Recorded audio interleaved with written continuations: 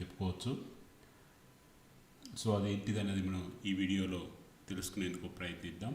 So banner heading చూడొచ్చు, AP కుల ధృవీకరణ పత్రాలతో తెలంగాణలో లబ్ధి పొందలేరు, తెలంగాణ హైకోర్టు తీర్పు. సో ఇక టాపిక్లోకి వెళ్తే,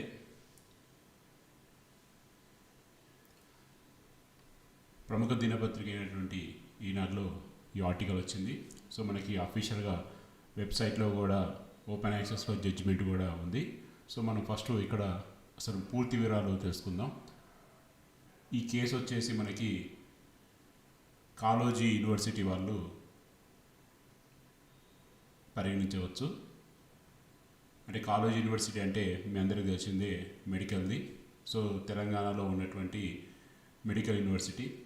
సో ఇందులో ఈ కేసు అనేది హైకోర్టుకి వెళ్ళడం జరిగింది. సో మనం టాపిక్లోకి వెళ్తే, పీజీ మెడికల్ అడ్మిషన్లో ఏపీ ప్రభుత్వం జారీ చేసిన ఎస్సీ కుల ధృవీకరణ పత్రం ద్వారా తెలంగాణలో లబ్ధి పొందలేరని సోమవారం హైకోర్టు తేల్చి చెప్పింది. నిబంధనల ప్రకారం తెలంగాణ అధికారులు ఇచ్చిన ధృవపత్రాలే సమర్పించిన వారే రిజర్వేషన్కి అర్హులు అని స్పష్టం చేసింది. ఏపీ ప్రభుత్వం జారీ చేసిన ఎస్సీ కుల ధృవీకరణ పత్రాల ద్వారా రిజర్వేషన్ కేటగిరీ కింద పరిగణించేలా ఆదేశాలు జారీ చేయాలని పిటిషన్లను కొట్టివేస్తూ తీర్పు వెలువరించింది. తెలంగాణ అధికృత అధికారులు తాజాగా జారీ చేసిన ఎస్సీ ఎస్టీ బీసీ కుల ధృవీకరణ పత్రాలను సమర్పించిన వారికే పీజీ మెడికల్లో అడ్మిషన్ రిజర్వేషన్లు కల్పిస్తామని నిబంధనను సవాల్ చేస్తూ పలు పిటిషన్లు దాఖలయ్యాయి.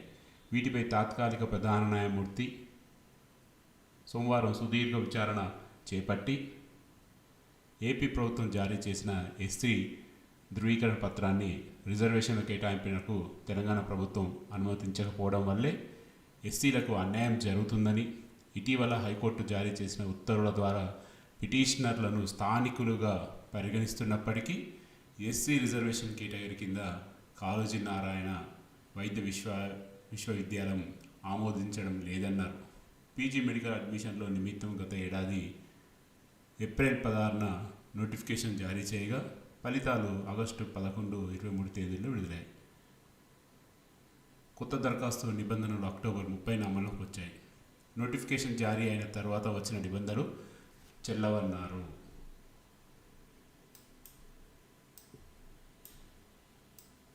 తేజప్రకాష్ పాఠక్ వర్సెస్ రాజస్థాన్ హైకోర్టులో సుప్రీంకోర్టులో వెలువడించిన తీర్పు ప్రకారం నిబంధనల మధ్యలో మార్చరాదన్నారు. యూనివర్సిటీ ప్రభుత్వం తరపున అడ్వకేట్ జనరల్ వాదన వినిపిస్తూ, విభజన రాష్ట్రంలో ఉన్నందున ఏపీకి చెందిన ఎస్సీ వర్గాలు ఇక్కడ రిజర్వేషన్ కోరడం సరికాదన్నారు. రాష్ట్ర పునర్వ్యవస్థీకరణ చట్టం షెడ్యూల్ 5లో తెలంగాణలో ఏ కులాలు ఎస్సీలు ఎస్టీలు బీసీలుగా పరిగణిస్తారని ఉంది. ఈ మేరకు రిజర్వేషన్ కల్పిస్తామన్నారు. ఏపీలో ఇచ్చిన కుల ధృవీకరణ పత్రం ఇక్కడ రిజర్వేషన్ కల్పిస్తే రాష్ట్ర విభజన లక్ష్యాలు దెబ్బతింటాయని పేర్కొన్నారు.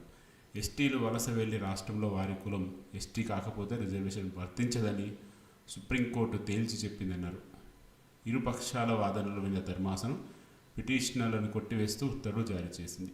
ఏపీ ధృవీకరణ పత్రం ద్వారా ఎస్సీ కింద పరిగణలోకి తీసుకొని కౌన్సిలింగ్ ప్రక్రియకు అనుమతించాలని, ఫలితాలు మాత్రం వెల్లడించవద్దని గతంలో ఇచ్చిన మధ్యంతర ఉత్తర్వులు రద్దు చేసింది. సో ఓవరాల్గా ఈ జడ్జిమెంట్లో మనం తెలుసుకోవాల్సిన ఇంపార్టెంట్ పాయింట్స్ ఏంటంటే, ఏపీ గవర్నమెంటు ఇచ్చినటువంటి క్యాస్ట్ సర్టిఫికేట్ తెలంగాణలో చెల్లదని, సో ఓన్లీ తెలంగాణలో ఇచ్చినటువంటి క్యాస్ట్ సర్టిఫికేట్ మాత్రమే ఇక్కడ చెల్లుతుందని, దాని ద్వారానే రిజర్వేషన్స్ వాళ్ళకి వర్తిస్తాయని వీళ్ళు చెప్పడం జరిగింది.